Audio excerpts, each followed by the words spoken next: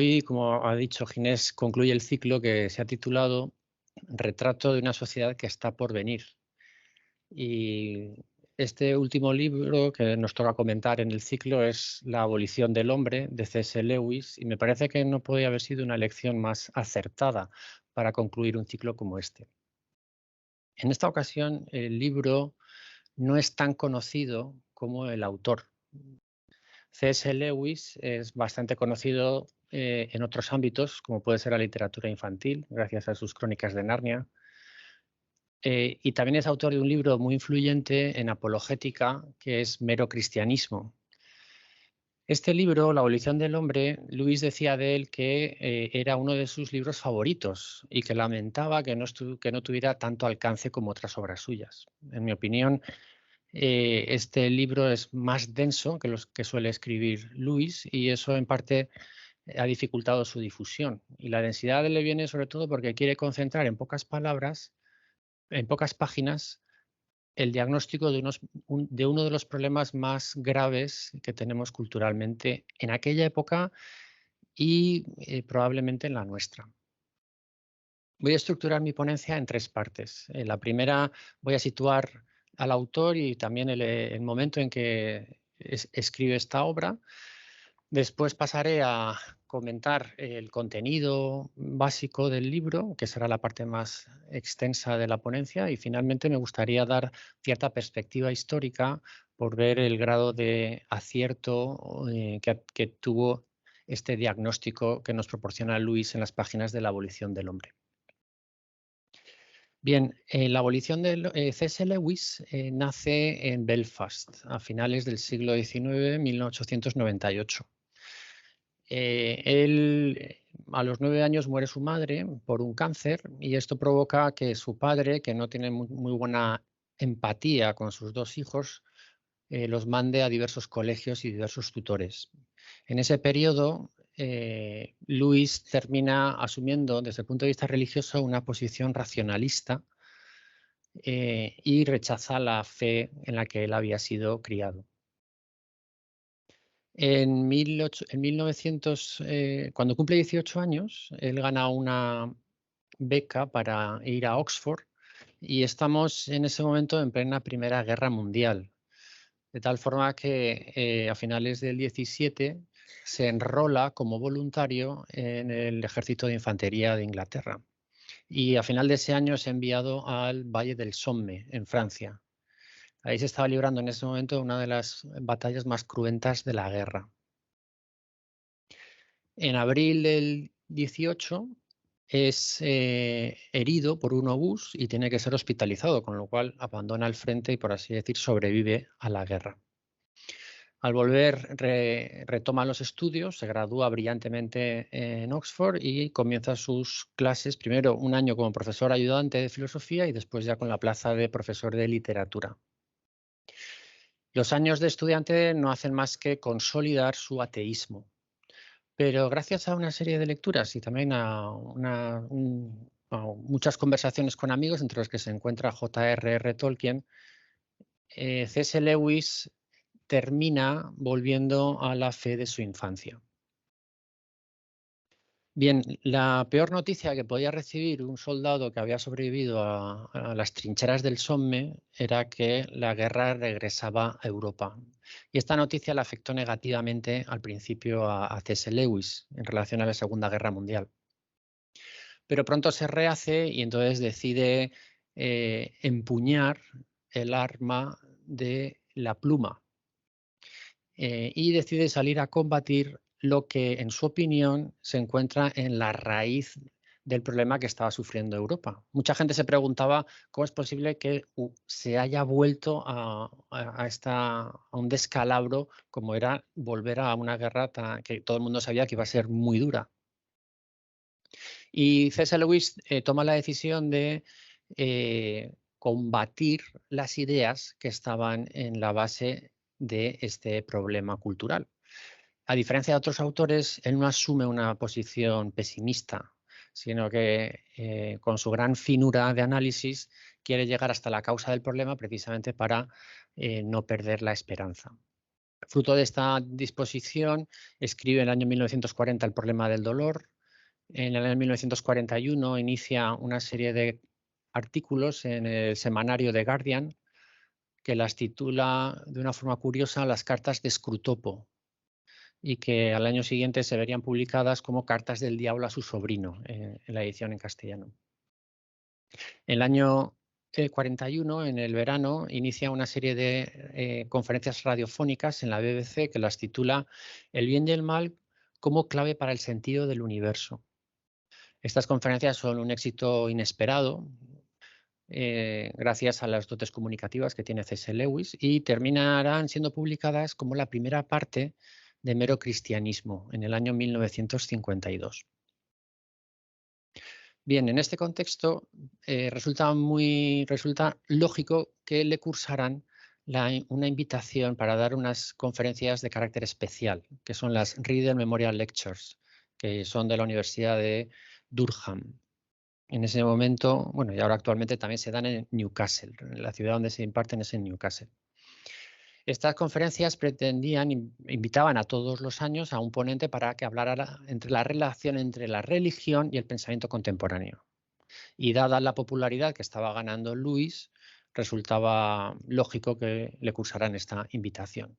Estas conferencias tuvieron lugar en el año 1943, en los días 24, 25 y 26 de febrero.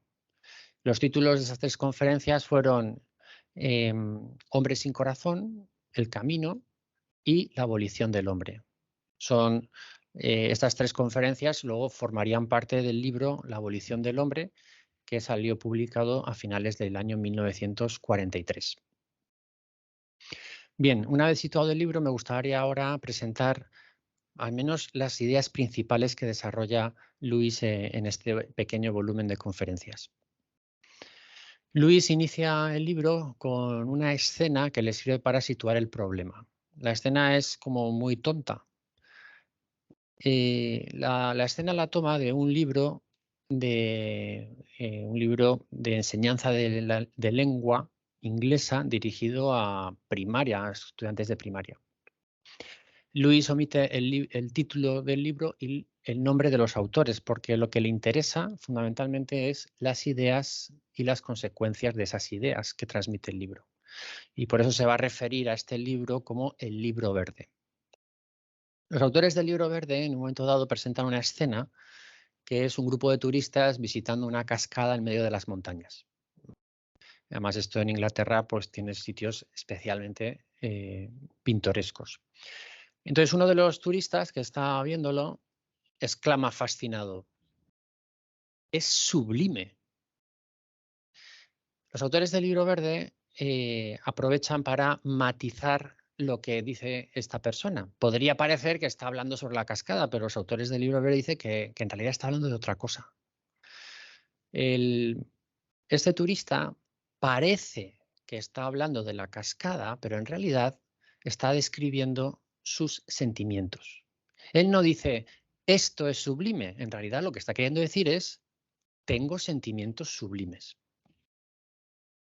En la base de este planteamiento se encuentra el hecho de que los juicios de valor no pueden expresar realidades externas, tan solo describen sentimientos individuales. Lewis discrepa profundamente de este planteamiento. A él lo que más le preocupa no es solamente los juicios estéticos, sino que sobre todo le preocupan las consecuencias morales de este planteamiento.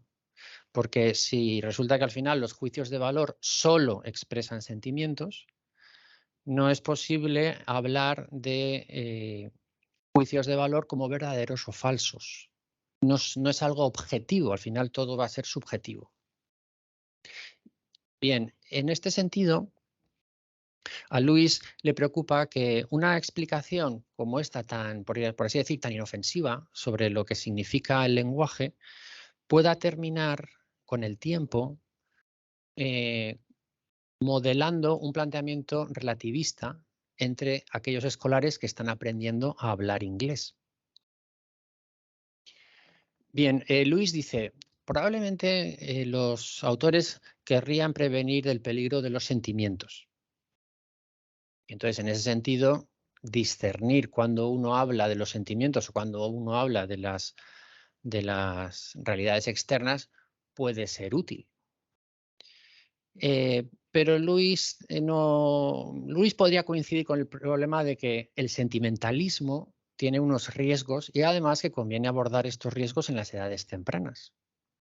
Pero Luis no piensa que la forma de combatir el sentimentalismo sea desenmascarando expresiones sentimentales, que es lo que están haciendo los autores del Libro Verde.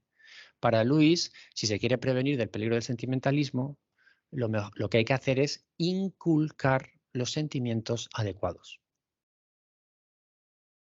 Este planteamiento de inculcar los sentimientos adecuados es el que ha tenido la mayoría de corrientes educativas previas al Libro Verde. Estas corrientes educativas no sabían que los sentimientos son volátiles, que es distinto lo que uno puede sentir ante la misma cosa una persona de otra, pero lo que tenían todos claro es que había un orden objetivo. Y eso significaba que había cosas, había objetos que merecían cierto tipo de sentimientos. Ese orden objetivo es lo que se va a referir en las páginas de la abolición del hombre con el término del Tao. Luis coge este término de carácter oriental, quizá para acostumbrarnos a esta idea del orden objetivo. Pero en realidad, en la tradición occidental siempre nos hemos referido a ese orden objetivo como ley natural. Este Tao equivaldría en realidad a lo que podría ser una ecología ética, un orden que si no se respeta termina deteriorando el comportamiento humano. Para justificar esta idea del orden objetivo, Luis repasa una serie de tradiciones morales y comprueba que efectivamente están de acuerdo en bastantes cosas. Pero Luis, aunque utiliza estas evidencias históricas, prefiere basar su argumento en el rigor lógico. Es un arte, además, la lógica en el que Luis era un auténtico maestro. Y el problema que plantea es el siguiente. Vamos a suponer que no existe el Tao. Vamos a suponer que efectivamente tienen razón los subjetivistas diciendo que no hay valores morales objetivos. Entonces, la cuestión que plantea Luis es, en este contexto, ¿cómo se puede hablar de obligaciones morales? En un contexto donde no hay ecología ética, donde no hay un orden que hay que respetar, entonces, ¿podemos seguir hablando de una obligación moral? Y Luis distingue dos tipos de actitudes. A la primera le llama la actitud del innovador y le va a dedicar la segunda parte del libro. Y la segunda actitud la va a encarnar lo que Luis llama como manipulador y le va a dedicar la tercera parte del libro. Bien, vamos a describir brevemente cada una o por lo menos los principales rasgos de las dos actitudes. El innovador se llama innovador porque pretende innovar, pretende crear ese marco moral carente de las referencias a los valores intrínsecos. Y para hacerlo se va a basar fundamentalmente, Luis explora varias vías, pero yo me voy a fijar solamente en una, que es la vía de las razones utilitaristas. Es decir, yo tendría obligación de hacer algo en función del bien que me puede reportar a mí o el bien que puede reportar a la sociedad. Bien, por lo tanto, a más, digamos, razones utilitaristas, pues yo tendría más obligación de hacer aquello. Luis coge este planteamiento y lo somete a lo que él llama un experimento crítico. Lo lleva hasta el extremo y plantea la siguiente cuestión. ¿Se puede basar una obligación moral de dar la vida por la comunidad basada en razones utilitaristas? Uno puede pensar, nos hemos ido muy lejos, ¿verdad? Dar la vida por la comunidad. Sí, pero hay que tener en cuenta dos cosas. Primero, que estamos en el año 43. Las personas que le están escuchando han sufrido el asedio aéreo nazi. Es decir, que, bueno, quizá no hay en esa ciudad, pero bueno, Londres fue machacada por la aviación nazi. Y luego además hay otra cosa. Uno podría pensar, jo, esta persona nos lleva hasta un caso extremo. Y dices, bueno, un momento, Luis estuvo en las trincheras del Somme. Es decir, él sí que sabe lo que es arriesgar la vida por su propio país. Por lo tanto, a la hora de tenerlo en cuenta ese caso, percibimos que no es algo tan abstracto o hipotético.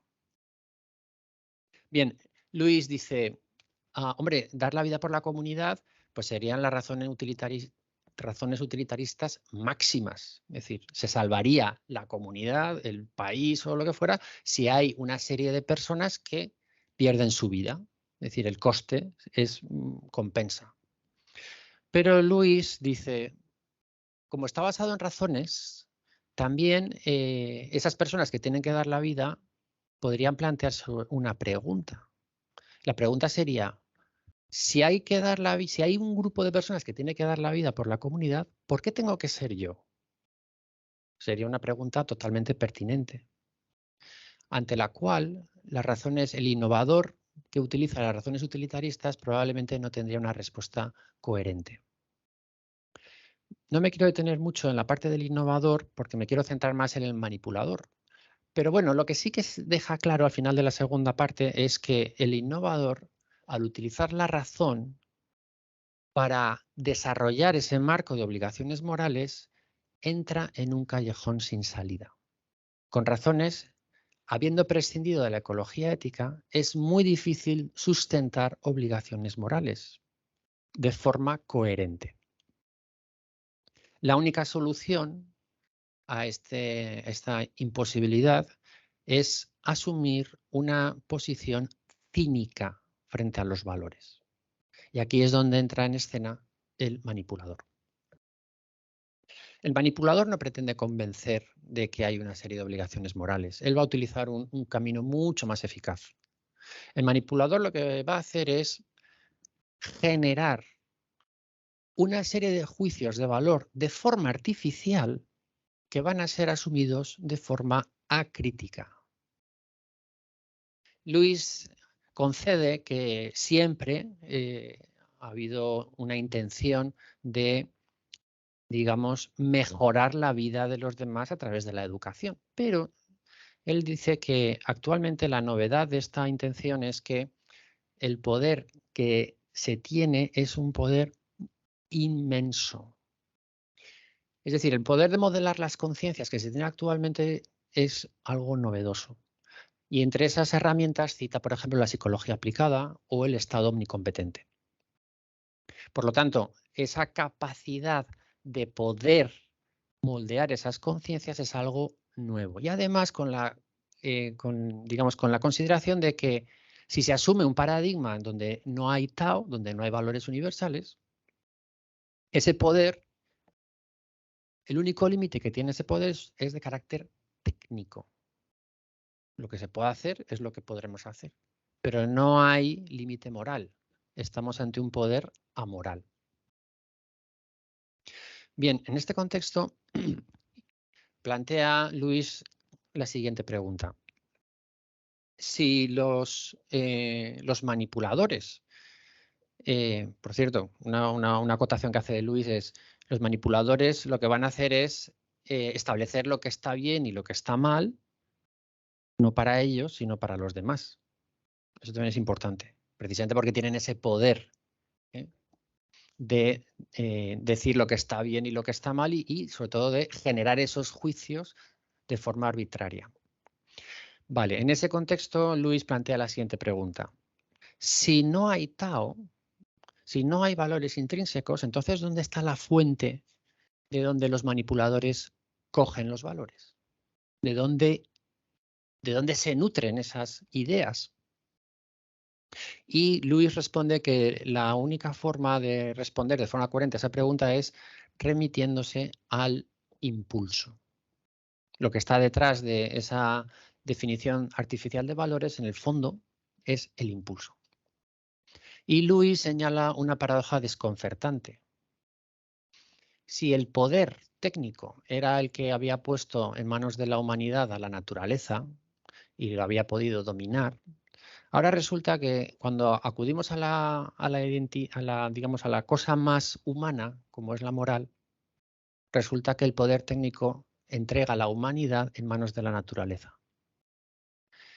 Cuando uno cuando uno pierde el Tao, cuando uno pierde esas referencias objetivas, lo que sucede no es que uno se vuelve más libre. En un ámbito dominado por los manipuladores, lo que se está haciendo en realidad es volverse más inhumano. ¿Por qué? Porque nos estamos entregando en manos de los impulsos ciegos de la naturaleza. Y aquí es donde se llega a la paradoja. Bien, Lewis abre una puerta a la esperanza. Quizá no la desarrolla mucho, pero me gustaría por lo menos desarrollarla un poquito más. Al final de la tercera parte, él dice, este poder técnico que se debe a la ciencia y que empieza a desarrollarse fundamentalmente en la época moderna, quizá nos señale el camino de una posible salvación. Quizá el problema o quizá parte de la solución está en repensar la ciencia. ¿Qué ha sucedido con la ciencia? O sobre todo, ¿qué sucedió en la época moderna? Lo que sucedió en la época moderna es que se dio una gran importancia al conocimiento aplicado. Hasta el punto de que el paradigma científico fue ganando autoridad moral, fue ganando también capacidad explicativa, hasta el punto de que solo se reconocía como un conocimiento válido aquel que era explicado por la ciencia. Dicho con otras palabras, lo que no se puede medir y lo que no puede ser verificado por la ciencia propiamente no es conocimiento. Este paradigma es lo que se conoce como cientificismo. Solo es un conocimiento válido aquel que recoge las experiencias objetivas. Por eso, las experiencias estéticas y los valores morales que no pueden medirse mediante un instrumento y que no pueden verificarse por el método científico, se relegan al ámbito subjetivo. Es decir, los autores del Libro Verde están en realidad nutriéndose de este paradigma cientificista. Entonces Luis dice, pues claramente hay que repensar la ciencia. Él tampoco es que proponga algo porque no sabe, pero sí que propone algo al final de la segunda parte muy interesante. Porque una de las cosas que sucede con la aparición de la ciencia es que se diluye una de las grandes aportaciones del pensamiento clásico, que es la razón práctica. Y Luis la va a explicar sobre todo al final de la segunda parte. Bien, ¿en qué consiste la razón práctica? La razón práctica, a diferencia de lo que hace el innovador, recordemos que lo que hace el innovador es razonar de forma calculadora, viendo ahí los beneficios y los costes, o incluso, también lo explica Luis, de forma falaz, porque él dice de premisas descriptivas no se pueden sacar conclusiones imperativas. Eso lo desarrolla y esto ha tenido una grandísima influencia. Bien, entonces lo que dice Luis es el razonamiento, la razón práctica no deduce las obligaciones morales como pretende el innovador. La razón práctica las capta. Esto es muy importante. La capta y además lo capta integrados en un orden. Y es justamente este orden el que nos permite razonar de forma válida. Si no hubiera orden, no podríamos razonar. Pero hay otra cosa más. A diferencia de lo que sucede con el método científico, cuando uno razona moralmente de acuerdo con la razón práctica, resulta que se va transformando. Uno, por más que utilice el método científico, pues lo que hace es gana técnica, pero no se transforma. Pero uno, actuando moralmente, sí que se transforma. Y además sucede que a medida en que uno va siguiendo ese orden moral, tiene más facilidad para captar de forma más verdadera esos valores. Y como los percibe como más verdaderos, esos valores se vuelven más deseables. Lewis compara la relación entre este Tao, entre esta ecología ética y la razón práctica con lo que sucede con el aprendizaje de una lengua. El niño que está aprendiendo a hablar termina hablando porque escucha, porque va utilizando las reglas gramaticales y además va captando mejor y distingue también, incluso el chavalín, cuando uno habla mal, te dice, oye, esto no está bien dicho, se dice así. Es distinto cuando uno aprende una lengua nueva, distinta de la lengua materna. Para aprender una lengua, uno tiene que aprender desde fuera el vocabulario, las estructuras gramaticales, y es como si uno se introdujera en un lugar nuevo. Una lengua nueva es como necesitas por así decir, acercarte desde fuera. Con la formación moral sucede algo parecido, en el sentido de que la formación moral no se adquiere desde un análisis externo, sino que se adquiere desde un crecimiento interno. En la medida en que yo me voy comportando moralmente, voy entendiendo mejores, voy captando mejor esos valores, de la misma forma que el chaval que está aprendiendo a hablar asimila las estructuras gramaticales y las sabe utilizar sin necesidad de haber recibido clases de gramática. Bien, en este contexto, Lewis plantea que la solución a este paradigma cientificista tiene que venir por una regeneración de la ciencia.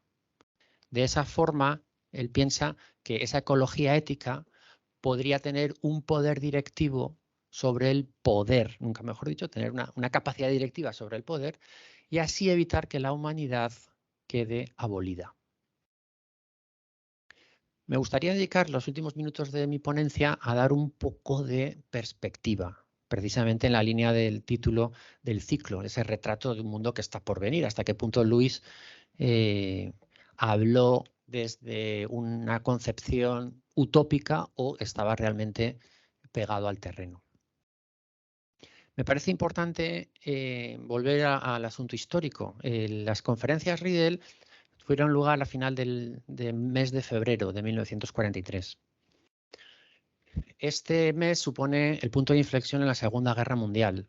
A principios del mes de febrero concluye la batalla de Stalingrado. Es la primera vez que se frena el avance nazi. Sin embargo, las personas que están escuchando a Lewis en esa época, el dominio nazi sigue siendo abrumador. El final de la Segunda Guerra Mundial no se ve todavía. Esto es importante porque podemos pensar que efectivamente las personas que estarían escuchando a Lewis, cuando él habla de que el poder tiene primacía sobre la verdad, probablemente las personas que les escucharían enseguida pensarían en las prácticas totalitarias nazis. Pero lo que debió sorprender muchísimo a los oyentes de Lewis es su convicción de que ese poder amoral podía darse también en las democracias occidentales.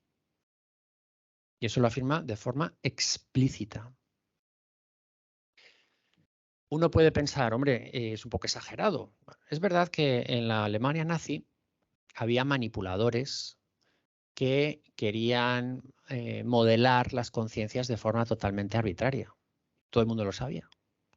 En la Gran Bretaña de 1943 no había esos manipuladores en el gobierno, pero sí que había un librito que iba circulando entre los escolares que proporcionaba un marco conceptual que permitía el desarrollo de una visión relativista, precisamente porque estaba explicando muy bien el subjetivismo. A Lewis le preocupaba mucho los efectos a largo plazo que podía tener esa formación, porque una visión subjetivista podía terminar dando frutos con un fuerte sabor totalitario. La Segunda Guerra Mundial termina en el año 45 con la victoria de los aliados. A partir de entonces empieza un nuevo orden político y se forma una política de bloques entre los países vencedores. Y esto va a condicionar mucho la historia de Europa y también la historia y también el desarrollo del pensamiento contemporáneo.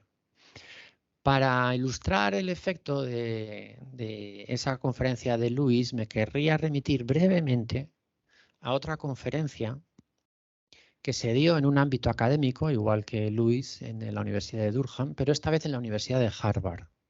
El ponente era Alexander Solzhenitsyn y corresponde al acto de graduación del curso en el año 1978. Han pasado 35 años. Bien, Solzhenitsyn era un personaje muy interesante para valorar el alcance de la abolición del hombre. Pocos años antes había sido expulsado de la Unión Soviética por haber escrito Archipiélago Gulag. Este libro recoge numerosos testimonios de personas que habían pasado por el sistema penitenciario soviético. Vale la pena decir que en la burocracia soviética el sistema Gulag era referido como un sistema correctivo. No se pretendía solo castigar, sobre todo se pretendía reeducar. Solzhenitsyn había sufrido este castigo reeducativo. Durante 8 años fue prisionero del Gulag y el motivo de entrar en el Gulag fue que, estando sirviendo en el ejército soviético en la Segunda Guerra Mundial, escribió una carta privada criticando a Stalin. Por motivo de esta crítica y por otras cosas, pero fundamentalmente por esto, fue condenado al Gulag. Bien, ahí en el Gulag, él, digamos, él cambia en el Gulag. Y por eso es interesante la figura de Solzhenitsyn, porque él se da cuenta de la mentira en la que está viviendo. Porque descubre justamente lo que es la ecología ética, de la que hablábamos antes. Él escribe en el Archipiélago Gulag que la línea que divide el bien y el mal no está en si perteneces a un partido o a otro, no está si perteneces a un país o a otro. Ni siquiera la línea que divide el bien y el mal viene marcada por el partido. Esa línea se encuentra en el corazón del hombre. Bien, en la Universidad de Harvard, Solzhenitsyn tuvo una larga intervención. Me voy a fijar solamente en 2 detalles que tienen que ver con la formación moral, que es justamente el tema que desarrolla Lewis en Durham. Bien, a Solzhenitsyn, una de las cosas que, o mejor dicho, la cosa que más le llama la atención de las democracias occidentales en los años 70, estamos hablando de los años 70, es lo que él denomina el declive del coraje. Él percibe que hay miedo para expresar lo que uno piensa. Y además añade que ese declive es más patente en la clase intelectual. Esto lo afirma Solzhenitsyn en la mejor universidad americana del momento y también de ahora. La otra cosa que me quería fijar es que, dice Solzhenitsyn, en comparación con la Unión Soviética, aquí hay algo muy positivo y es que aquí se respeta la ley. Él sabía que en su país de origen la ley estaba al servicio del poder completamente. Y si al poder le convenía cambiar la ley, la cambia. En las democracias occidentales, el marco de la ley se respeta la letra de la ley. Pero él dice que limitarse únicamente a cumplir la ley no saca las mejores posibilidades del hombre. Las mejores posibilidades del hombre vienen precisamente de la integridad espiritual. Por eso, cuando se descuida la integridad espiritual, se corre el riesgo de caer en una mediocridad moral. Bien, ¿por qué es importante esto que está diciendo Solzhenitsyn? Por 2 motivos. En primer lugar, porque Solzhenitsyn ha sufrido en sus carnes la crueldad del poder amoral. Y esto lo puede decir una persona que ha pasado 8 años de trabajos forzados en un gulag. Y además, porque Solzhenitsyn ha descubierto lo que es la ecología ética, lo que es ese orden moral, y además que uno precisamente en la medida en que se adhiere de forma incondicional a la verdad moral, se encuentra en condiciones de no sucumbir ante el miedo que impone una mentira en el sistema. Por eso Solzhenitsyn insiste mucho en el tema de vivir sin mentiras. Pero Solzhenitsyn no habría podido vencer su miedo si no llega a ser precisamente porque encuentra lo que supone la verdad moral. En este punto me parece importante conectar las dos conferencias. Si Solzhenitsyn denuncia 35 años después de Lewis el declive del coraje, esto no es más que el resultado de haber formado lo que Lewis se referirá en Durkheim como hombres sin corazón. Esos hombres sin corazón, según Lewis, son las personas, la formación, cuando una persona ha sido formada en la que la dimensión racional está desconectada de la dimensión que él llama visceral. Dicho con otras palabras, cuando los sentimientos han crecido, por así decir, de forma asilvestrada. Cuando los sentimientos crecen de forma asilvestrada, es decir, sin un patrón, sin un orden, entonces el problema que hay es que una de las pasiones más dominantes que tenemos y que tiene muchísima fuerza es el miedo. El miedo puede crecer también de forma asilvestrada y cuando crece de forma asilvestrada es difícil de dominar. Entonces, el problema además, desde el punto de vista social, es que si el miedo termina dominando, uno en realidad se vuelve más manipulable.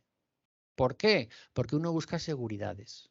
Y entonces es cuando el poder amoral promete esas seguridades a cambio de lo más valioso que tenemos, que es nuestra identidad humana, nuestra identidad moral humana. Bien, si el diagnóstico que hace Lewis y también la denuncia que hace Solzhenitsyn puede ser que puedan seguir todavía vigentes, esto no deja de ser una llamada para poder coger lo que nos sugiere Lewis, que tenemos que repensar, sobre todo, tenemos que ampliar nuestro concepto de razón. No es una tarea fácil, pero es una vía que nos puede servir para introducir la ecología ética en el poder y también entre la ciencia, que se puedan integrar ambas cosas. A mí me parece también que en esa línea, si Luis tuviera conocimiento de este ciclo que termina hoy, donde estamos haciendo una lectura compartida de grandes libros, yo sí que pienso que él pensaría que estamos en la dirección correcta. Muchas gracias.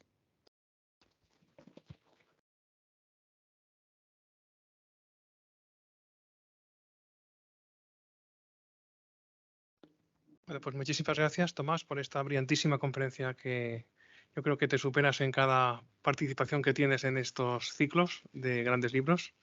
Has llegado al sumum con esta conferencia y hemos aprendido y nos hemos quedado todos boquiabiertos saboreando pues todo lo que destilas en estos años tan singulares de nuestra historia del siglo XX y que han sido un auténtico preludio de lo que estamos viviendo en estos momentos. Y que hay claramente pues muchas correlaciones que podemos establecer a poco que nos lo propongamos. Es momento ahora del coloquio y es momento de contar pues con el profesor doctor don Tomás Baviera, que como decía antes en la presentación, pues es ingeniero industrial, que es doctor en comunicación, ingeniero industrial por la Universidad Politécnica de Valencia, doctor en comunicación por la Universidad de Valencia y bueno, pues que imparte en estos momentos docencia en marketing como profesor contratado doctor en la Universidad Politécnica de Valencia y que es autor de numerosas publicaciones de rango internacional. Bueno, pues es momento ahora para el coloquio y seguro que hay muchas preguntas. Adelante, don Vicente.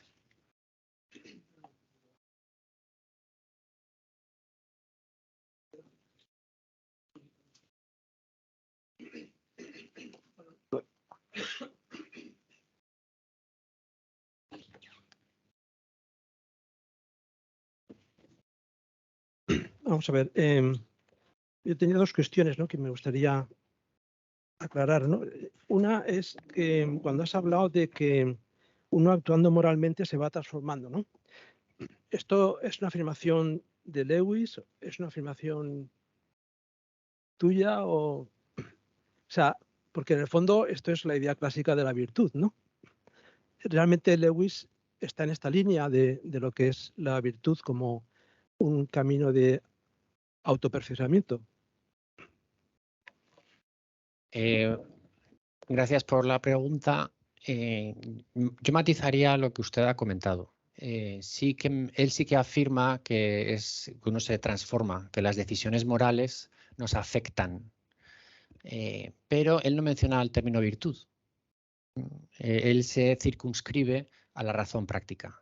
Evidentemente, la razón práctica está muy conectada con el concepto aristotélico de virtud, eso es evidente, pero él, si no recuerdo mal, no llega a mencionar el tema de la virtud. Pero sí que habla de esa transformación en la medida en que uno, si va siguiendo ese orden objetivo, se le facilita conocerlo mejor. Me parece a mí que la persona que mejor describe esta idea que transmite Luis en el libro es Santo Tomás de Aquino, cuando él habla del conocimiento por connaturalidad. Esa es la clave. Cuanto más connatural eres con eso, pues efectivamente para ti es más evidente, para ti. Desde fuera lo ves como algo externo, es como hablar una lengua o jugar un deporte. Desde fuera lo puedes analizar, pero si tú quieres de verdad practicar el deporte, pues tienes que, y cada vez conoces mejor las reglas y lo que hay que hacer. En ese sentido, me parece que sí que Luis afirma que las decisiones morales nos transforman. Sí, claro. ¿Él estudió a Santo Tomás? ¿O? No me consta. No. De hecho, no sé si lo suele citar. No me consta que lo haya. Es posible, pero tengo mis dudas. Sí. Bueno, yo sí, en esta línea pienso que en el fondo está el concepto de hábito, ¿no? Es decir, que es un concepto clásico, ¿no? Y que para mí, más que el concepto de virtud, es el gran descubrimiento, ¿no?, de la filosofía aristotélica, ¿no? El hábito es lo que en el fondo distingue al ser humano de los demás seres, ¿no? Sí, porque solo el ser humano es capaz de autoperfeccionarse. Y en ese sentido me parece que es una idea que va muy bien dirigida, ¿no? Es decir, que, aunque no sé exactamente porque no tenía muy claro, ¿no?, esto, y efectivamente la mejora moral es por connaturalidad, en eso estamos de acuerdo, ¿no? Porque claro, tampoco está claro que sea por el mejoramiento interno, ¿no? Porque uno tiene que aprender a ser bueno. Entonces eso lo aprende del entorno en el que vive, ¿no? Principalmente de la familia, pienso, ¿no? O sea, que por el rozamiento, ¿no?, por convivencia, por muchas cosas, ¿no? Pues ahí es donde uno va aprendiendo, porque pienso que el niño de entrada no tiene claro lo que es bueno y lo que es malo, ¿no? No sé, por lo menos eso es lo que yo creo. No sé si estamos de acuerdo, ¿no? Es verdad que Luis, a Tomás no sé si lo conocería, pero el que tenía muy trabajado es Aristóteles, porque en Oxford se trabajaba muchísimo a Aristóteles. Entonces, en ese sentido, ese aprendizaje del hábito, esa adquisición de hábitos, tiene que ver efectivamente dentro de una comunidad. Sin embargo, lo que Luis reivindica en la abolición del hombre no sería tanto como ese aspecto comunitarista, que no lo niega, pero a mí me parece que lo complementa con la idea de que existe un orden moral objetivo y que ese orden moral objetivo puede conocerse, se conoce de forma distinta de cómo se opera con la ciencia, pero ese existe y es justamente la raíz del problema que está detrás, según él, de esa catástrofe que se está viviendo en esos momentos y que nosotros de forma diferente también la estamos padeciendo. Vale, entonces la segunda cuestión es con respecto a la idea de poder, que ha salido varias veces, ¿no? Y has empleado la expresión de poder amoral. ¿Existe un poder moral? ¿En qué medida podemos decir que el poder, la idea de poder, es moral? Porque me parece que es un tema interesante, ¿no? Es decir, que no es que sea simplemente amoral, ¿no? O no sé, habrá que ver hasta qué punto el poder es moral o inmoral, ¿no? Yo cuando me he referido al poder amoral, me he referido sobre todo al límite, si el poder tiene un límite o no tiene un límite. Y ese límite, evidentemente, actualmente me parece a mí que es un límite técnico, pero las consideraciones morales no se tienen en cuenta.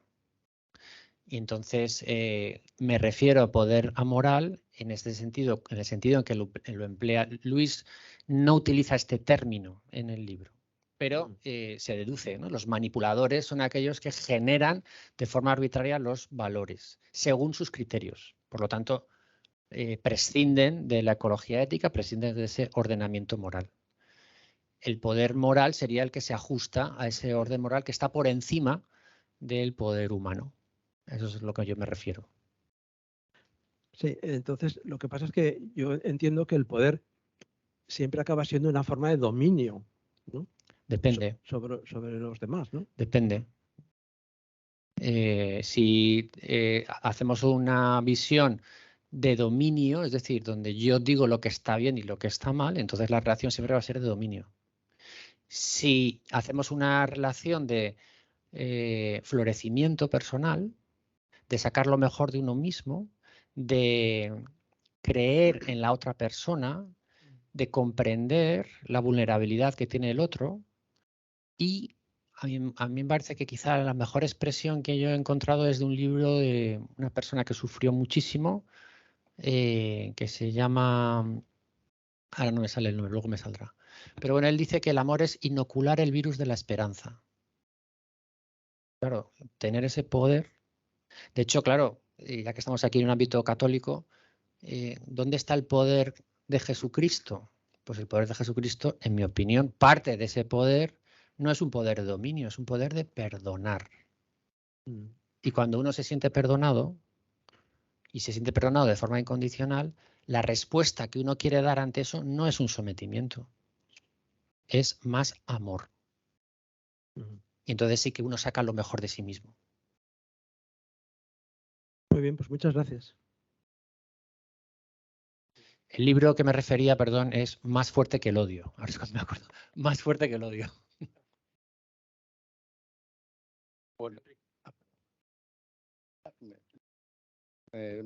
creo que estamos tocando con todas estas preguntas precisamente lo que es el foco central del tema de cuál es el origen de la moral y de los principios morales. Y históricamente pues se ha ido, no sé, la humanidad debatiendo entre el subjetivismo y el impulso o la intuición interna y vamos a decir, en principio, un supuesto o una supuesta existencia objetiva de principios naturales, Tao o principios de razón práctica, como se le quiera llamar. Es curioso que él le llame Tao a todo esto, que no deja de ser una ESO oriental, ¿no? Pero bueno, es igual. Lo que quiere buscar con eso es mostrar la identificación que hay entre todos esos principios. Y de hecho, hacia el final del libro pone un apéndice poniendo una especie de resumen de los que consideraría más importantes. Pero de todas maneras, yo creo que el ser humano sigue sin resolver ese problema. Porque es verdad que el aceptar que existen una serie de principios objetivos externos al ser humano que no dependen de él, sino que de alguna manera están puestos ahí, nos lleva a la pregunta de si por alguien o por la naturaleza o por algo o por qué. Y es irresoluble el problema. Es irresoluble. Unas veces se ha ido hacia la explicación de la divinidad, otras veces hay gente que, en fin, es más propensa a pensar que esos principios, si se quieren considerar como objetivos, dependen más bien de una lógica en la que el individuo lo que observa es que, en definitiva, quiere establecer esos principios porque le parecen buenos, porque de alguna manera le protegen a él, en definitiva. Es decir, el hombre aparece salvaje en la sociedad, pero luego pronto se da cuenta de que necesita ayuda de los demás para obtener seguridad. Y eso sería más bien una razón lógica que un principio natural, entiendo yo. Pero bueno, la cuestión no es esa. La cuestión está en que con unos principios o con otros, a lo largo de la historia, se han dado siempre muchas situaciones de que la gente con principios subjetivos o con principios objetivos ha querido dominar a los demás en propio beneficio. Y esto es difícil de resolver, porque si caemos en la inocencia de pensar que los principios objetivos nos llevan directamente hacia lo que es bueno, hacia lo que es moral, y están insertos en el corazón humano, como dice también Luis, pues en ese caso, primero, no se le podría educar en sentido contrario, o difícilmente. Y tampoco necesitaría una educación para obtenerlos, porque al estar dentro de él, al menos cuando adquiriese una edad que digamos que en la que le entra el uso de razón, él mismo los expresaría. Y esto no es del todo así. El padre ha hablado de una cuestión muy importante, que es el hábito. El hábito. Es decir, que necesitamos, para crear principios morales del origen que sea, crear en los humanos hábitos. Precisamente el hecho de crear hábitos lo que indica es que si no se les educa, esos supuestos principios objetivos internos no están. Pues yo lo veo así. No sé, es un poco un comentario un poco complejo, pero de gran actualidad. De gran actualidad, sí, señor. Porque se puede apreciar y estar de acuerdo más fácilmente con la idea general de Luis, que es la de que realmente hay manipuladores que en beneficio propio, en beneficio de una ideología que dependen, tratan de inculcar y sobre todo, claro, aprovechando a los más jóvenes, que es los más fáciles de convencer, luego ya de mayores ya están convencidos, ya están educados, ya están habituados. Pero no está muy claro el origen, yo no lo veo claro personalmente, no quiero extenderme más. No, le agradezco la intervención porque pone el dedo en la llaga del problema. Cuando estaba usted hablando, me ha venido a la cabeza precisamente el pasaje de la abolición del hombre, donde Luis subraya la cuestión de inculcar los sentimientos adecuados. Ahí hace referencia, ahora no recuerdo bien todos los autores, pero ahí hace referencia desde luego a Platón y a Aristóteles, precisamente con el tema del hábito. En el caso de Platón me parece además que viene muy al pelo de su intervención, y es justamente con la República. Es en la República donde Platón habla de una educación de pequeño que permita, digamos, tener esos sentimientos adecuados para que cuando conozca la verdad la abrace felizmente, ¿no? O alegremente, viene a decir. Vale, me parece muy interesante el contexto de la República. El contexto de la República no es la educación. El contexto de la República es qué es lo que hace qué es la justicia. Los dos primeros libros de la República son, ¿cómo decirlo?, de grandísima actualidad. ¿Qué es lo que hace que algo sea justo? Lo que dice el poder, el que es más fuerte, el que dicta la ley. Y ante todos esos argumentos, Sócrates se resiste, porque Sócrates afirma que tiene que haber un principio de justicia que trascienda justamente nuestro ordenamiento y que sea además la guía que permita hacer que el ordenamiento sea más justo. Es decir, él es el primero que reivindica de forma racional un ordenamiento objetivo de la justicia. Y es en ese contexto donde él habla de la necesidad de la educación de edades tempranas para poder captar mejor ese orden. Y ahí es donde entra en juego esos hábitos adecuados, esa inculcación que diría Luis de los sentimientos adecuados para que cuando sea capaz lo pueda captar. Otra cosa es que digamos, bueno, pues no hay principios de orden objetivos. Pues eso es justamente una de las cosas que se han reivindicado en los últimos años, en los últimos siglos, desde el punto de vista de la modernidad. Esa ha sido una posición que ha tenido desde el principio. Una de las cosas que usted ha comentado en realidad es ajena a este planteamiento. Precisamente es una de las características de la modernidad. Digamos, el relato, si podríamos decir así, originario que nos da la modernidad de las personas es que somos individualistas, que vivimos individualmente como salvajes, felices, felices o no, dependiendo del autor, pero que nos hemos reunido por una necesidad, hemos hecho un contrato, un acuerdo para protegernos de algún modo. Este planteamiento es, por así decir, totalmente ajeno a una idea digamos, al planteamiento de Aristóteles. Aristóteles, y con él toda la tradición clásica, dice que el hombre es social por naturaleza. Dicho con otras palabras, no cabe la idea de desligar la persona. De hecho, uno de los castigos más importantes era el exilio, uno de los castigos más duros. Lo digo esto porque por distinguir un poquito mejor, es decir, si asumimos que nos hemos reunido por una cuestión de contrato, pues al final todo es negociable. Si asumimos que hay un orden objetivo, pues hay ciertas cosas que no son negociables.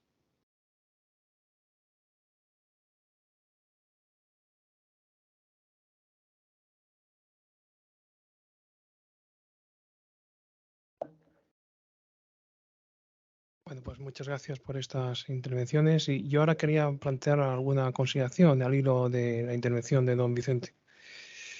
Y la intervención va abundando en esa línea. Y tiene también dos ramas.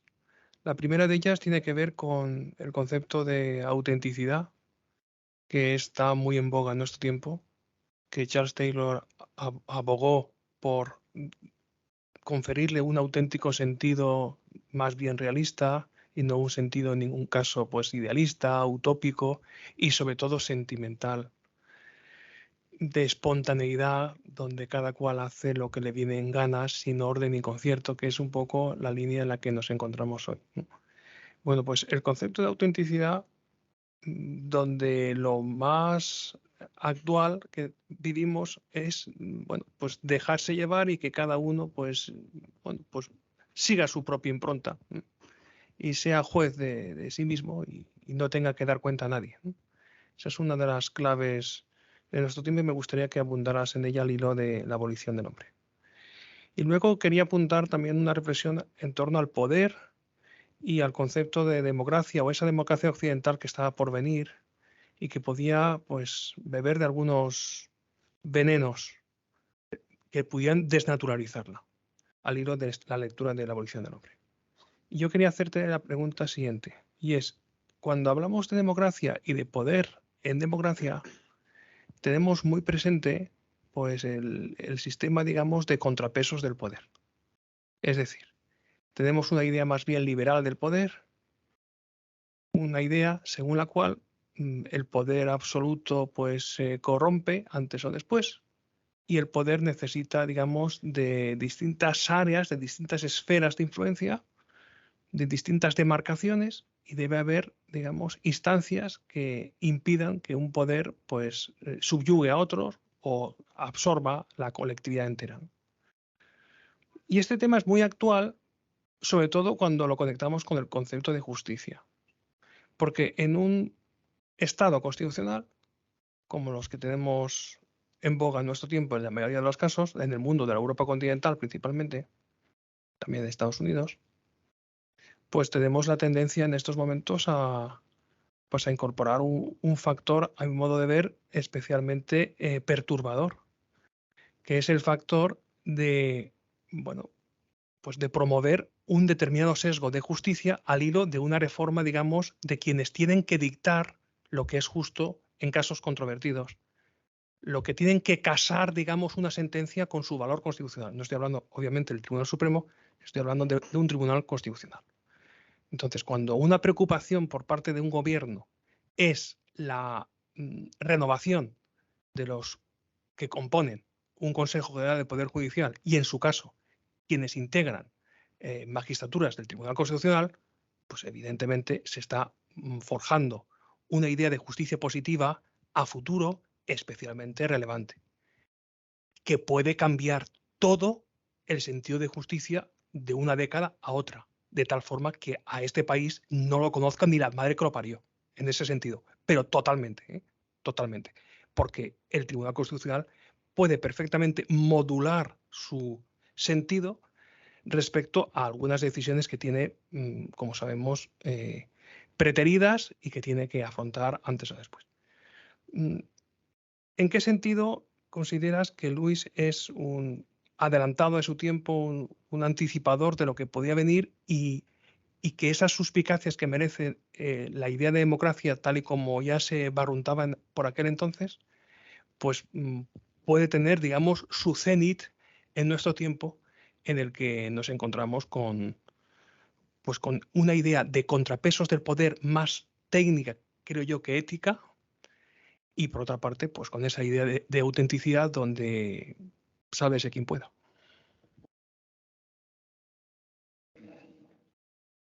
Pues muchas gracias por las dos preguntas, Ginés, y sobre todo por haber sacado a colación a Charles Taylor.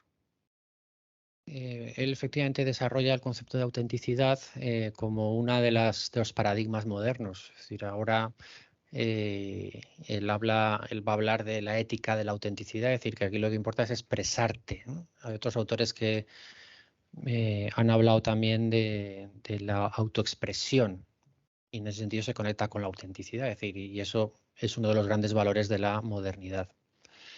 Pero me parece que ese concepto que desarrolla Charles Taylor tiene también que conectarse con, me parece a mí, otra de sus grandes contribuciones al pensamiento contemporáneo, que es el buffered self. Se puede traducir, ahora no recuerdo cómo se traduce en castellano, pero se podría traducir como el yo impermeable. Él en realidad desarrolla digamos, de forma filosófica una intuición de Max Weber, precisamente de... Bien, lo que vienen a decir Charles Taylor con el yo impermeable es cómo el yo moderno se ha hecho impermeable frente a las realidades externas. Y él contrapone el buffer self al yo poroso. Son imágenes como muy plásticas, ¿no? El yo poroso es el que es capaz de absorber, de dejarse afectar por la realidad. Entonces, claro, cuando hablamos de autenticidad tenemos que pensar, ¿de quién estamos hablando? ¿Del yo impermeable o del yo poroso? Porque si es el del yo impermeable, pues es una autenticidad arbitraria, es autoexpresiva, pero difícilmente ahí va a poder haber un desarrollo positivo. Y desde luego va a ser impermeable a los mensajes que le puedan venir de fuera. Entonces, creo que en ese sentido, esa idea de Charles Taylor de la autenticidad y sobre todo integrado dentro de de todo su pensamiento, la abolición del hombre se alinea muy bien con esa preocupación. La segunda pregunta, ¿hasta qué punto Luis podía estar viendo esa idea de cómo articular la justicia? Pues, a ver, a mí lo que se me ha venido a la cabeza al escuchar su pregunta era justamente el final de la Segunda Guerra Mundial. Ahí yo creo que Luis da en el clavo, sin saberlo, pero da en el clavo. O sea, lo que viene a decir es, él cuando le invitan para hablar de la religión y el pensamiento contemporáneo. En un momento dado de las conferencias, él dice que él no está hablando como cristiano, y esto lo subraya, porque a él lo que le interesa sobre todo es este problema cultural. Y el problema cultural es la ausencia o el abandono del Tao. Vale. ¿Qué sucedía en Alemania? Pues en Alemania sucedía que había un poder democráticamente legítimo, que había dejado el Tao totalmente debajo de la alfombra. Cuando Alemania pierde y entonces los países vencedores deciden realizar un juicio, los famosos juicios de Nuremberg, ante la cuestión de muchos de los que fueron acusados de que ellos estaban cumpliendo órdenes, el único argumento que se pudo esgrimir para poder condenarles es el delito contra la humanidad. Algo que estaba por encima del poder establecido. Y ahí se pone de manifiesto perfectamente el mensaje que está diciendo aquí, porque el poder nazi no sale de repente, sale precisamente de una democracia. Es verdad que estaba en una época muy convulsa, pero lo que viene a decir Luis es, ojo, porque si perdemos de vista el orden natural, el orden objetivo de valores, podemos terminar siendo gobernados por manipuladores. Y eso puede suceder también en las democracias. También, como nos encontramos en la sede de la Universidad Católica, me parece que aquí hay que mencionar la preocupación de Ratzinger o de Benedicto XVI.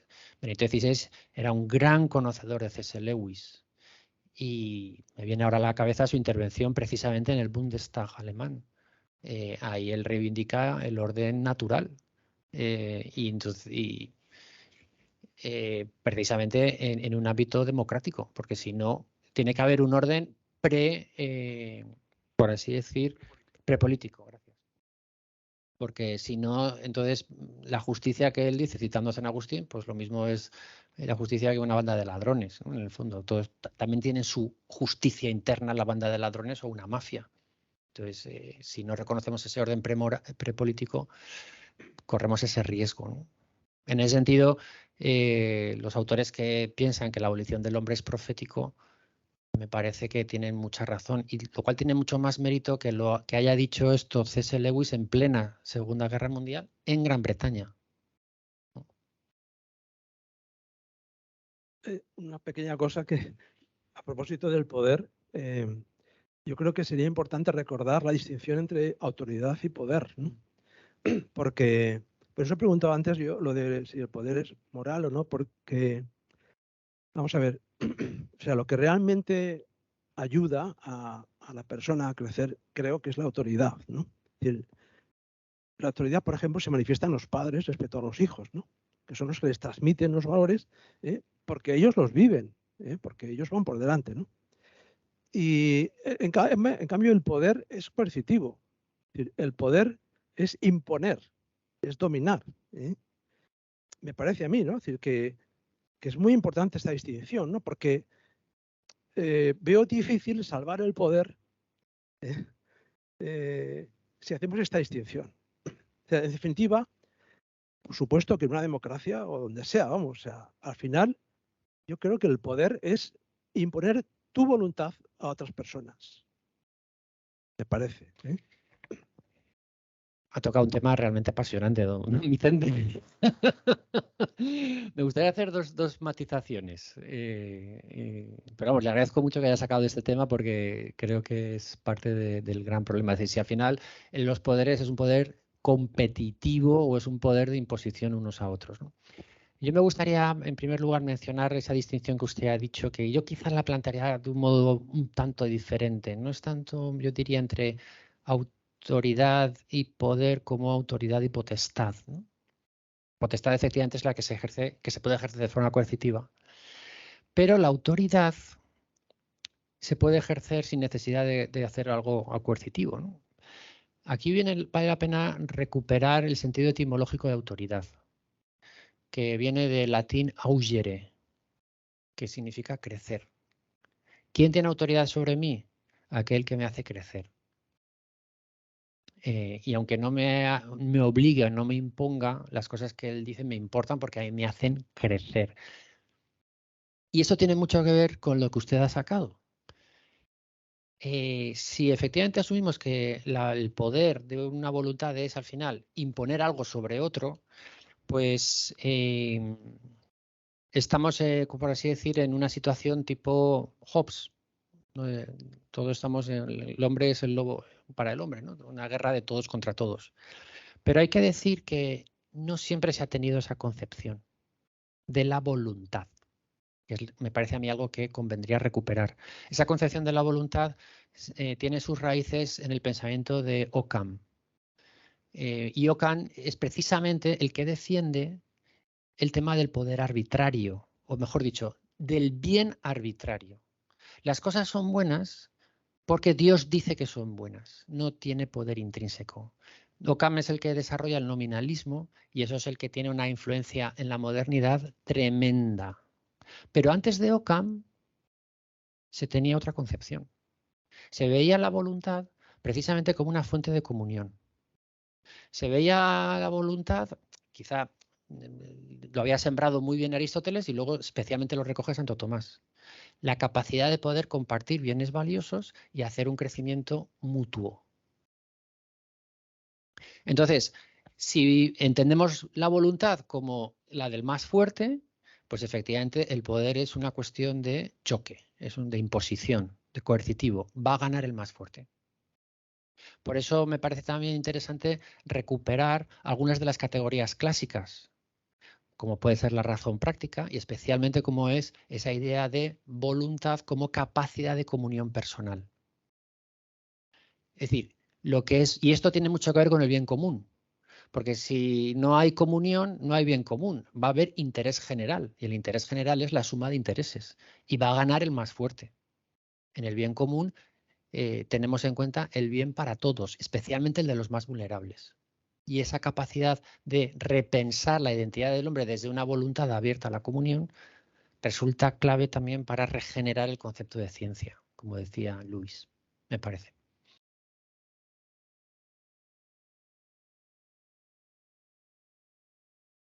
Yo sobre el tema este del poder quisiera añadir una cosa más.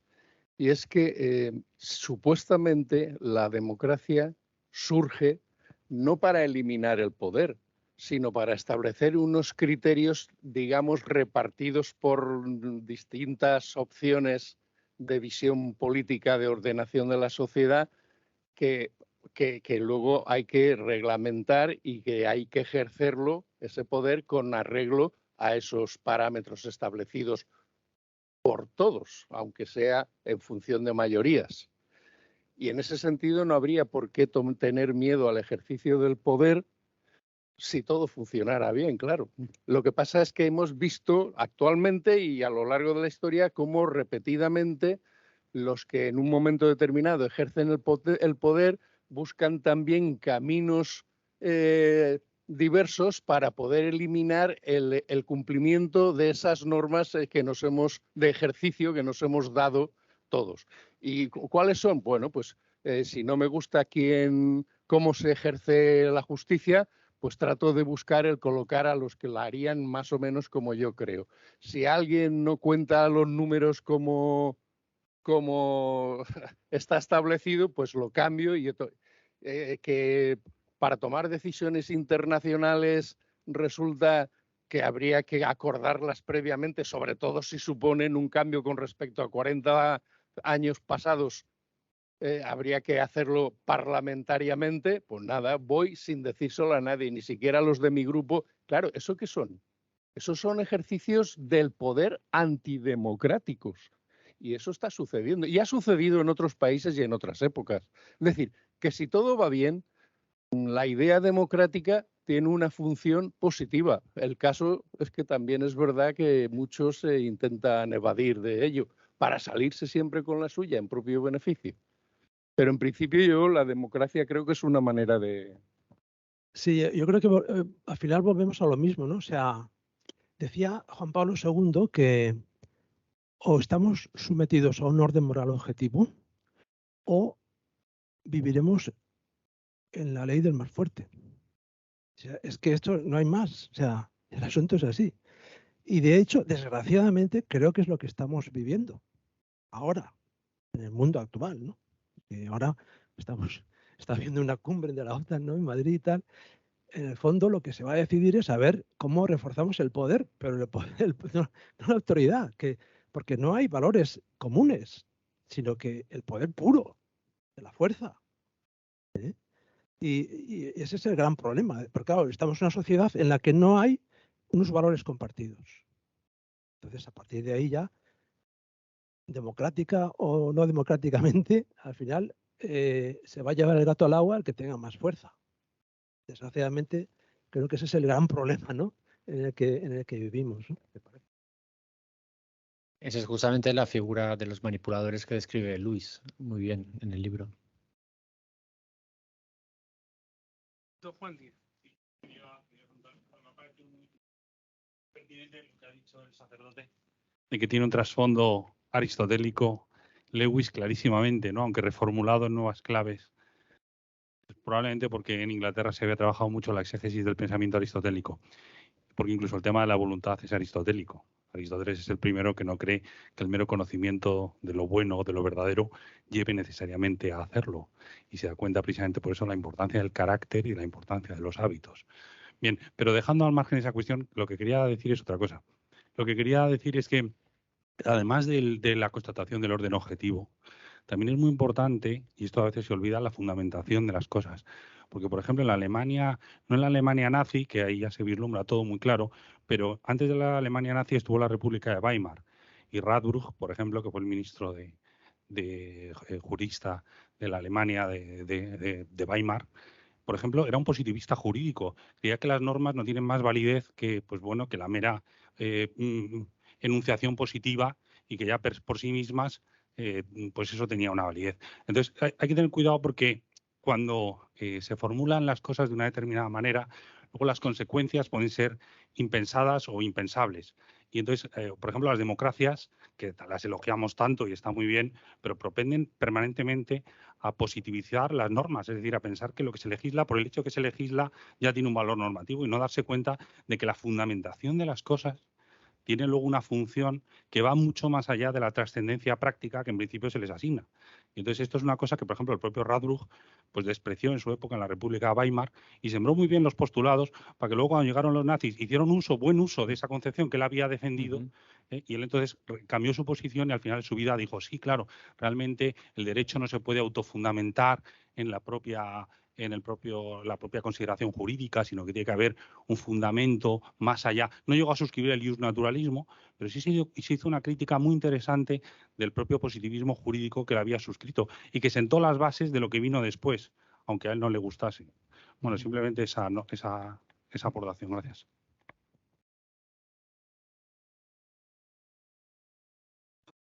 Bueno, estamos ya al final de esta conferencia, al final de este ciclo, de esta edición que llevamos ya pues unos cuantos años de andadura, y es un momento pues también pues para agradecer todo lo que se ha venido haciendo. Particularmente quiero agradecer a Rita, que está aquí con nosotros. Quiero agradecer al profesor Manuel Guillén, que no está en estos momentos con nosotros, pero que seguirá la grabación, que va a quedar almacenada en unos minutos, por todo lo que se han implicado desde el principio en la constitución de este gran programa de grandes libros. Y decir a todos que continuaremos y se anunciará oportunamente el formato. Va a haber, desde luego, en principio 2 formatos, y es un formato para estudiantes universitarios de la Universidad Católica, y otro formato pues dirigido a profesionales, a directivos, a público en general, ¿no?, que es el que estamos en estos momentos adscritos, los aquí presentes, y el que va a tener pues una vocación de continuidad, no tanto en clave de título que se expida, sino de conferencias que se van a ir promoviendo y van a tener continuidad pues con una periodicidad relativamente mensual.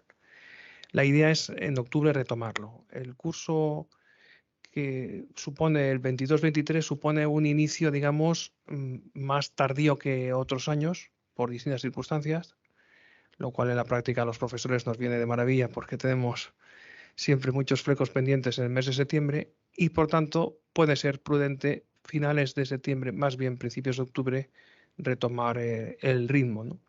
Y el ritmo pues va a implicar en todo caso pues un desarrollo de conferencias al hilo de grandes libros y relatores con los que contaremos. El profesor doctor don Tomás Baviera será desde luego pues un referente y uno de los que esté necesariamente, si se aviena a estar con nosotros. Si quiere seguir estando con nosotros, las puertas las tiene abiertas de par en par. Hay una intervención que están en estos momentos levantando la mano: Francisco Javier Larraín. No sé si puede intervenir ahora.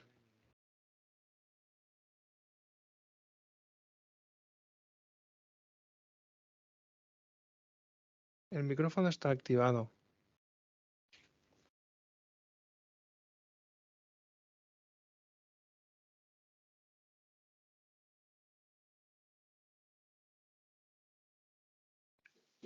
Ahora sí. ¿Ahora sí? Sí, sí, adelante. No, quería agradecer la invitación a esta estupenda conferencia y quería hacer un alcance respecto a la abolición del hombre y lo que nos ha propuesto el profesor Tomás. Porque el profesor Sellés, hace algunos días, le oía un comentario sobre la importancia de enseñar a los universitarios el conocimiento, o sea, más allá del conocimiento racional, el conocimiento más profundo, los conocimientos superiores. Se refiere a la teoría de Leonardo Polo. O sea, por el conocimiento racional no solamente hay que abrirlo, sino que hay que superar el límite. El límite, y sobre eso están los conocimientos más superiores, que son los que hablaba, que no son de la razón, sino son más bien son del corazón y no es sentimentalismo. Simplemente quería preguntarle eso al profesor Tomás. Muchas gracias, don Francisco. Pues efectivamente lo que está planteando Luis es una ampliación de la razón científica y iría en la línea de los planteamientos de Leonardo Polo sobre los conocimientos superiores. A mí me parece que, por ejemplo, otra de las explicaciones que pueden servir es lo que plantea Newman con relación a lo que es el hábito filosófico que él le llama. Y esto es algo que, por lo menos en mi caso, como profesor, lo tengo que, ¿cómo decirlo? Lo constato todos los días, ¿no? Porque, a ver, ¿cómo lo explico? El problema de la técnica, el problema de reducir las cosas al método científico es que enseñamos a aplicar recetas. Exacto. Entonces, una de las cosas que tenía Oxford, y bueno, que yo creo que la sigue teniendo, de la cual bebió Lewis y también bebió Newman, es que ellos, como muy bien apuntaba Juan, es que ellos beben de Aristóteles. Bien, ¿qué significa beber de Aristóteles? Pues significa fundamentalmente, entre otras cosas, conocer muy bien la lógica de Aristóteles. Lo que hace falta para saber redactar es conocer la lógica de Aristóteles, cómo se conectan los conceptos, cómo se relacionan las cosas. En el sistema español, una de las cosas que se les pide a los estudiantes es un trabajo fin de grado. Yo no puedo hablar por otras facultades, puedo hablar por la mía. A los estudiantes de mi facultad se les pide que sean capaces de escribir 80, 100 páginas después de 4 años en los que no se les ha enseñado a redactar. ¿Tienen que venir sabiendo redactar? Pues no lo sé, eso lo podemos debatir. Pero lo cierto es que es difícil pedir a la gente que sepa redactar si no se ha explicado los fundamentos. Y ahí es donde entra lo que Newman hablaba de ese saber directivo, o lo que él llama el conocimiento imperial, o también habla de esa capacidad de relación de cosas entre sí, que eso no te lo da la especialización científica, ese es el punto.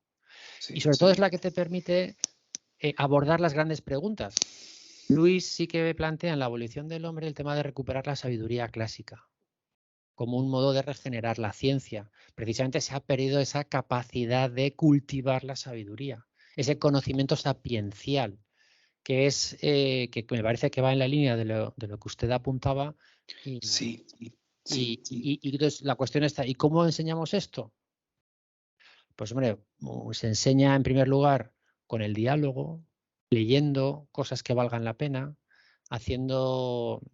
ampliando también los horizontes y sobre todo conectando el conocimiento con mi propia vida, no con mi título profesional. El conocimiento vale en sí mismo, no solamente por el partido que yo le puedo sacar. Hay cosas que puedo hacer perdiendo el tiempo que son muy valiosas para mí, para transformarme a mí como persona. Entonces, ese tipo de cosas, al menos yo hablo desde mi experiencia, creo que en la universidad tenemos mucho margen de mejora. Muchas gracias. Muchísimas gracias. La verdad es que volvemos a la universidad y no en clave, digamos, de autorreferencialidad, sino que la universidad está llamada precisamente a transmitir saberes imperecederos, saberes humanísticos que están cada vez situándose más precisamente al hilo de esta tecnologización, donde parece que tenemos todo el instrumental necesario, como si esto fuera un laboratorio permanente, y estamos perdiendo de vista lo esencial. Y ese es el resultado que tenemos, pues, tan clamoroso, que cuando queremos establecer el mejor colofón para una titulación, pues el trabajo fin de grado en cuestión pues no ayuda precisamente para perfilar un alto grado de excelencia, sino más bien pues señala todas las deficiencias que ha generado el propio plan de estudios, donde hemos tomado como competencia, liviana competencia, la de escribir textos con sentido, pero realmente no hemos fortalecido tal competencia ni nada. Bueno, nos encontramos ahora sí al final de esta sesión. A través de IECO y de la UCV tendrán oportuna información respecto al calendario de las próximas sesiones, que por supuesto continuarán en el próximo curso académico y desde luego en este año 2022. Pues mientras que eso suceda, un feliz verano a todos. Muchísimas gracias a Tomás por hacer ese hueco en su apretada agenda y estar aquí con nosotros y llegar a tan gran altura intelectual y también de comunicación. Y por supuesto a todos los que están presentes virtualmente y los que están presentes, como dicen ahora, presencialmente, los que están aquí realmente. No sé hasta qué punto es bueno decir real. Bueno, lo importante es que estamos todos concernidos y todos convocados para proseguir una andadura sinuosa, atrevida, audaz, pero apasionante. Nos rendimos. Muchas gracias. Levantamos la sesión.